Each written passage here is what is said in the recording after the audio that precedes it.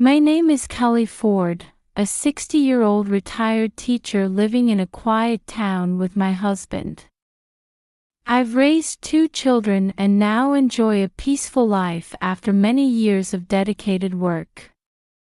However, today is a special day.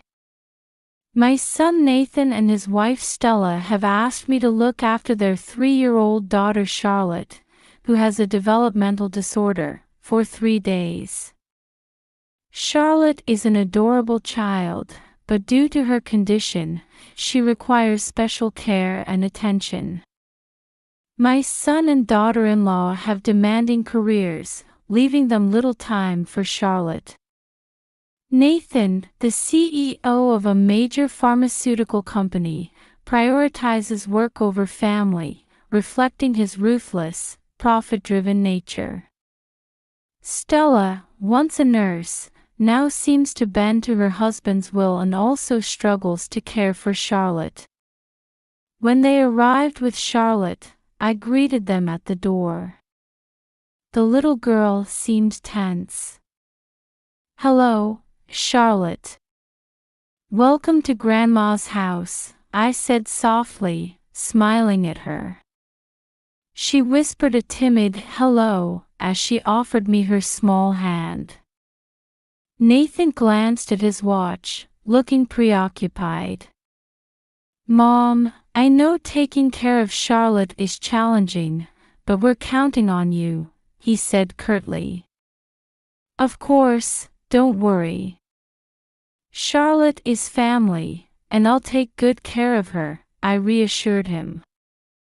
Stella handed me Charlotte's backpack, instructing, "Please make sure she takes her medicine and eats on schedule. She might cry at night, so just hold her close if that happens." "I understand." "Thank you, Stella," I replied, squeezing her hand and smiling reassuringly. After they left, I led Charlotte to the living room. She seemed to relax a little. "Let's have a wonderful time together, Charlotte. How about we start with a snack?" I asked, preparing some cookies she liked. She nodded, beginning to smile. I was determined to shower her with love and ensure she felt safe and comfortable. And so began our special 3 days together. The first day with Charlotte went more smoothly than anticipated. Warm sunlight filled the living room, and though she was still a bit nervous, Charlotte gradually opened up while munching on cookies. "What would you like to do, Charlotte?" I asked. After thinking for a moment, she replied, "I want to draw." "That's a wonderful idea. Grandma loves drawing too." I took out the drawing supplies from the corner of the living room. Charlotte picked up crayons and focused intently on the paper, her colorful lines reflecting her world. I sat beside her, sketching a small house and flowers. "Charlotte, I drew this flower for you," I said, showing her my drawing. She smiled and said, "Thank you, Grandma." In the afternoon, we went out to the garden, picking flowers and playing on the swing. Seeing Charlotte's growing smile filled my heart with joy. As she swung, she shouted gleefully, "Higher, Grandma. Hold on tight, Charlotte." I gently pushed her, cherishing her innocent laughter. For dinner, I made her favorite spaghetti. She delighted in every bite, exclaiming, "Yummy." Afterward, we read a storybook together. Charlotte chose her beloved "Goodnight Moon" and was captivated as I turned each page. "Read it again, Grandma," she pleaded, sitting on the bed. "Of course, Charlotte. I'll read it as many times as you like." reopened the book and sat beside her. That night, I held her hand until she fell asleep, her warmth filling my heart. Once she was sound asleep, I gently kissed her forehead and left the room. So ended a joyful day with Charlotte, her smile and innocent voice etched in my memory. As I went to bed, I looked forward to another wonderful day with her. The next morning, although Charlotte seemed unchanged, I noticed subtle differences. At breakfast, she was quieter and hardly touched her food. "Charlotte, do you not like pancakes?" I asked gently. She shook her head. "I like them, but I don't feel like eating much today," she replied softly. "That's all right, sweetheart. Let me know if you'd like something else." I stroked her hair, a flicker of concern crossing my mind. That morning, Charlotte drew in the living room, but her drawings lacked the brightness of the previous day. She used a black crayon to create chaotic lines and dark colors. "Charlotte, what are you drawing?" I asked, sitting beside her. Staring at her picture, she mumbled, "Just what's on my mind." I placed my hand on her shoulder. "If you ever want to talk, Grandma's here for you," I said gently. Charlotte just nodded quietly. In the afternoon, Charlotte refused to play in the garden and secluded herself in her room. While it wasn't unusual for her to spend time alone, today felt different.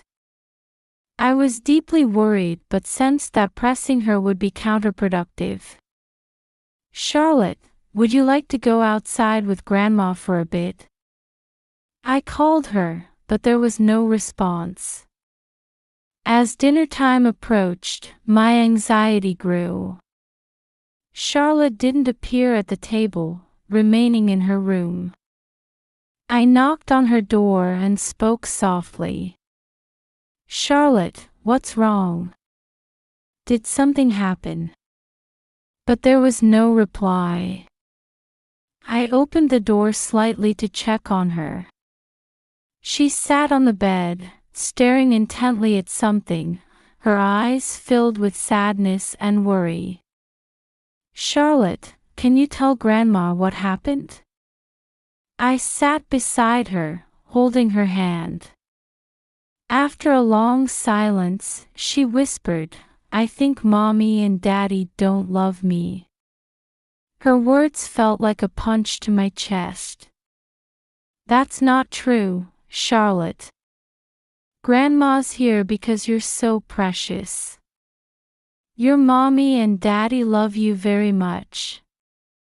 Tears welled up in her eyes as she murmured, "But Daddy's always angry, and Mommy never says anything."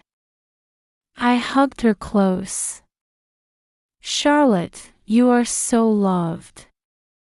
"Grandma being here is proof of that," I assured her. That night, I stayed with Charlotte, trying to help her feel safe enough to sleep. But a shadow of worry was etched deeply in my heart.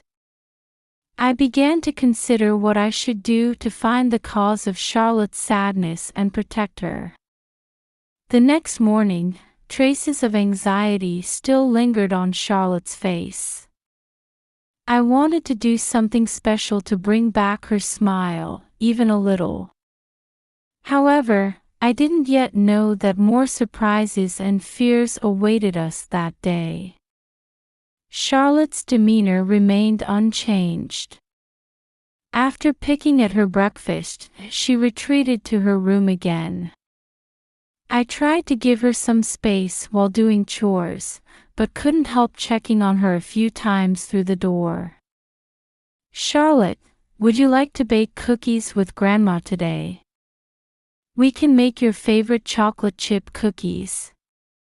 But the only response was a faint no. By afternoon, I grew increasingly worried about Charlotte. Determined, I knocked on her door.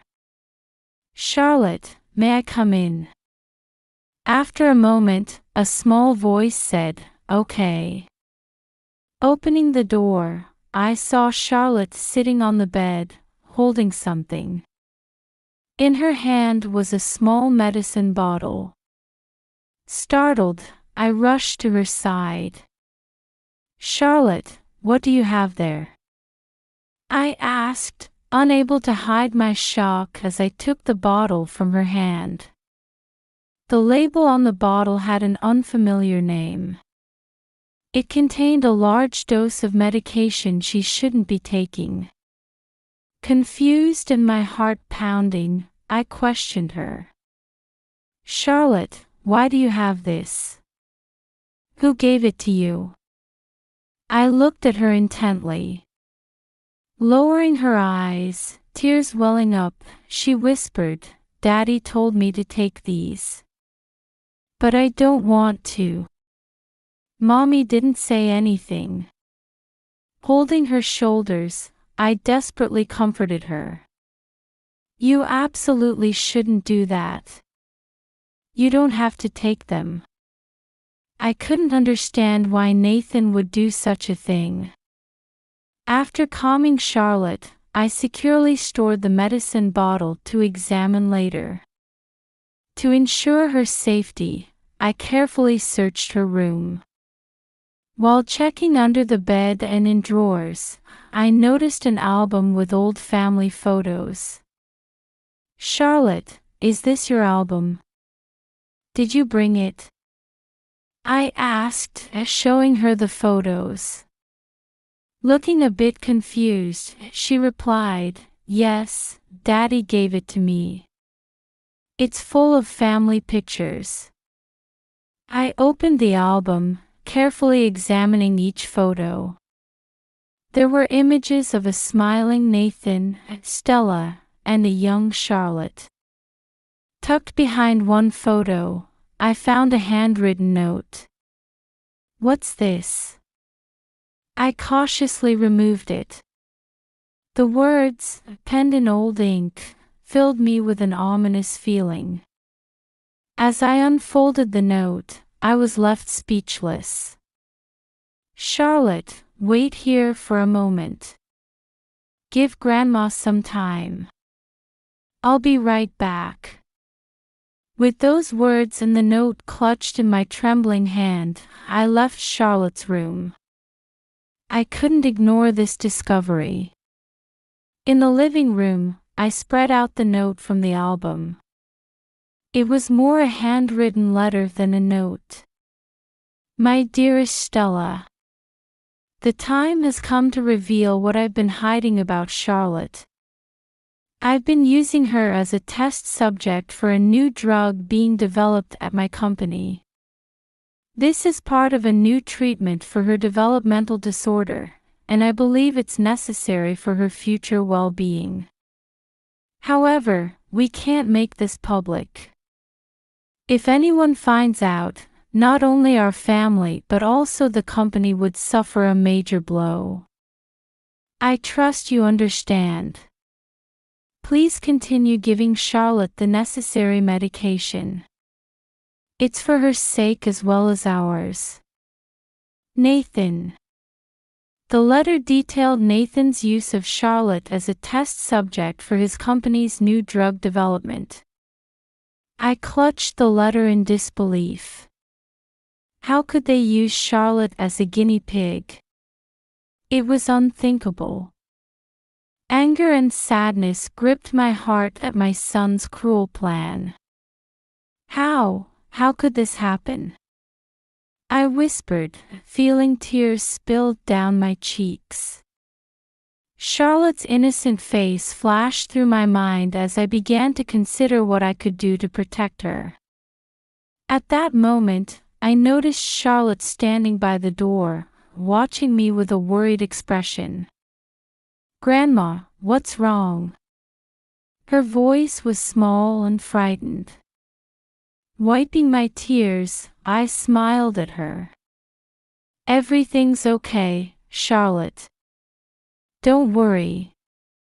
Embracing Charlotte, I made a resolve in my heart. I was prepared to protect her. I decided to take action to ensure Charlotte's safety and expose Nathan's deeds. Charlotte, let's do something fun together today, I said softly, holding her close. I was determined to do everything in my power to bring back her smile and keep her safe. Keeping a close eye on Charlotte, I formulated a plan. To verify the contents of this letter, I needed to talk to Nathan and Stella. While Charlotte was napping, I called Nathan. Nathan, I need to talk to you right away. It's important. Can you come pick up Charlotte earlier? I tried to sound calm, but my voice trembled. Mom, what's this about? Nathan's voice was emotionless. Come home now. Bring Stella too. I said nothing more and hung up. A while later, Nathan and Stella arrived, tension evident on their faces. I invited them into the living room and closed the door. Mom, what's going on? Nathan asked, irritated. Taking a deep breath, I handed him the letter I'd found in Charlotte's room. Read this, please. Nathan took the letter and began reading. I watched the color drain from his face. Stella peered at the letter too, her expression turning pained.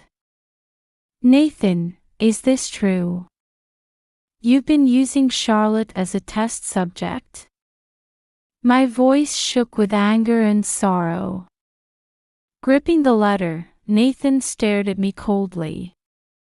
Mom, this is a misunderstanding. I'm just trying a new treatment for Charlotte's sake. A new treatment? I glared at him.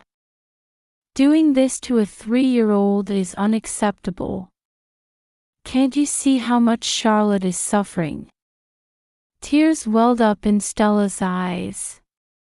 I objected to it. But Nathan. Shut up, Stella. Nathan snapped.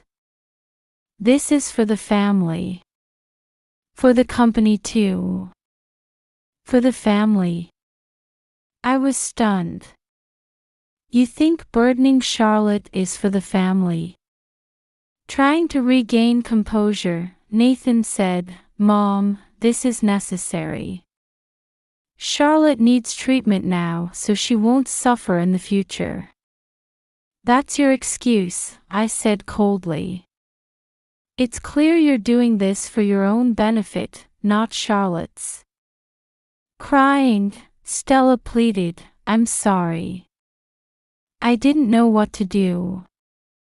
Stella, you're responsible too. It's our duty to protect Charlotte, I said, feeling sympathy for Stella but unable to forgive her. Unable to hide his irritation, Nathan said, Mom, we're taking Charlotte home. Stop interfering.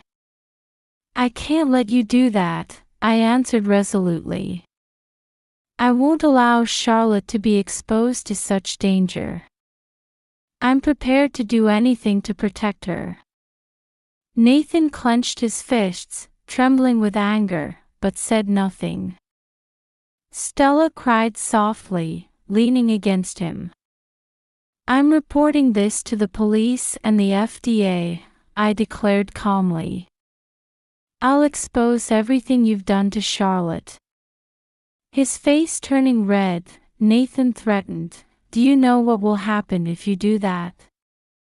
I do, I replied, unwavering. But I'll do whatever it takes to protect Charlotte. Nathan fell silent at those words.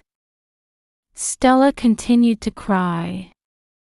I met their gazes, my face etched with determination. Charlotte will live safely with me, I told them before contacting the police and the FDA. The police officer said they would dispatch an investigation team immediately. The FDA representative I called next responded calmly, saying, "We need to verify the details of the letter and medication. We'll send a team right away. Rest assured, we will address this." While I was communicating with the police and FDA, Nathan and Stella apparently left, leaving Charlotte behind. Hours later, investigators from the police and FDA arrived. They listened intently to my story and began searching Charlotte's room. I held Charlotte tightly, trying to reassure her. "Grandma, are you scared?" Charlotte asked, looking worried. "No, Charlotte. Grandma will protect you, so don't worry," I replied gently, stroking her hair. The investigators examined the letter and medicine bottle, stating, "We have enough evidence now. We're launching an investigation into Nathan Ford. Charlotte needs to be protected in a safe place for a while." "Of course. Charlotte will stay with me. Her safety is my top priority," I answered firmly. That night, after putting Charlotte to bed, I sat on my own bed and wept. I vowed to do everything in my power to ensure Charlotte had a safe and happy future. I was prepared to stand my ground for her sake. I wanted to bring back her innocent smile and put an end to Nathan's cruel actions. Days passed as the joint investigation by the police and FDA progressed. I spent each day by Charlotte's side. To keep her safe, we stayed at home, avoiding contact with Nathan and Stella. When Charlotte began to show her carefree smile again, my heart felt a small measure of relief. However, the worry about my son's actions never faded. One morning, the doorbell rang. Opening the door, I found a police officer and an FDA investigator standing there. "Kelly Ford, we need to talk," the officer said quietly. I invited them into the living room and sent Charlotte to the next room to reassure her. With a grave expression, the officer said, "An arrest warrant has been issued for Nathan Ford. We have sufficient evidence of his illegal medical experiments." Hearing those words, a mix of emotions welled up in my chest. Sadness at my son's arrest intermingled with relief that Charlotte would be saved. "Where is he now?" I asked, maintaining my composure. "He's currently at work. We're heading to his office to arrest him now," the officer replied. "I understand." I took a deep breath and confirmed, "Will Charlotte's safety be ensured?" "Yes, her safety is guaranteed." "We appreciate your cooperation," the FDA investigator said, gazing at me warmly. A few hours later, the phone rang. It was the police officer from earlier. "We've arrested Nathan Ford. He's currently in custody." At those words, tears spilled forth.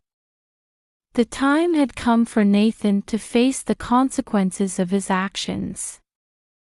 With mixed feelings, I accepted this outcome. That night, after putting Charlotte to bed, I spent a quiet moment alone in the living room. A few days later, Charlotte and I visited the park. She was smiling again, playing with carefree innocence. Seeing her like this filled my heart with relief and joy. "Grandma, look! I can swing so high!" Charlotte shouted gleefully. "That's amazing, Charlotte. You're doing great," I responded with a smile.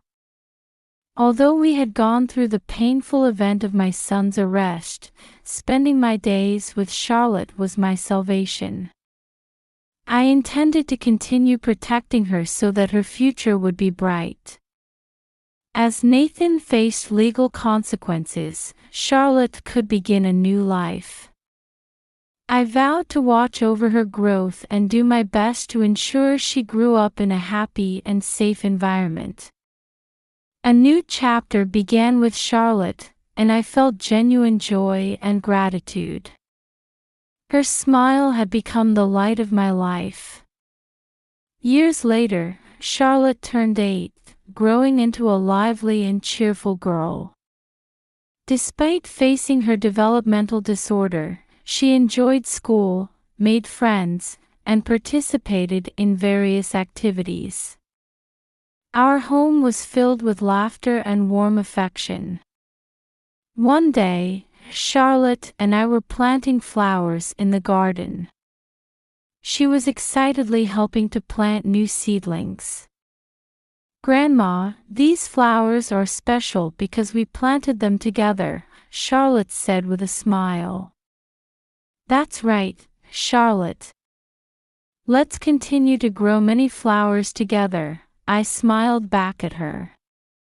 Charlotte continued to thrive, excelling in school and making many friends.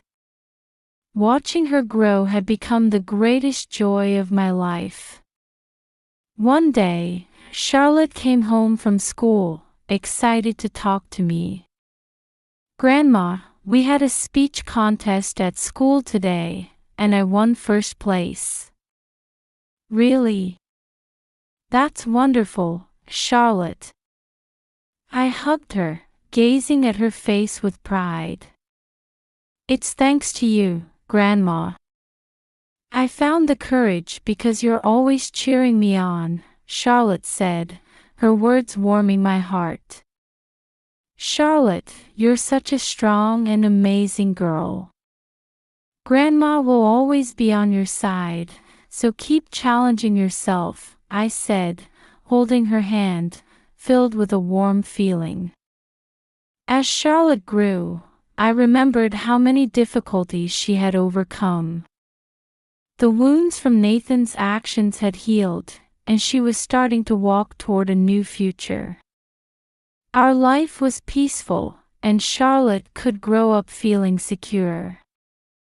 When Charlotte turned 10, we took a trip together. Her smile was as bright as the sun, warming my heart. "Grandma, let's always be together," Charlotte said, squeezing my hand. "Of course, Charlotte. No matter how much you grow, Grandma will always be by your side," I smiled at her, feeling hope for the future. And so, Charlotte and I continued to spend happy days together. As she grew, our bond deepened, and I sincerely wished for her future to shine brightly. As long as Charlotte's smile and innocent voice remained the light of my life, I could find the courage to face any hardship. That was my unwavering promise to my beloved granddaughter, Charlotte.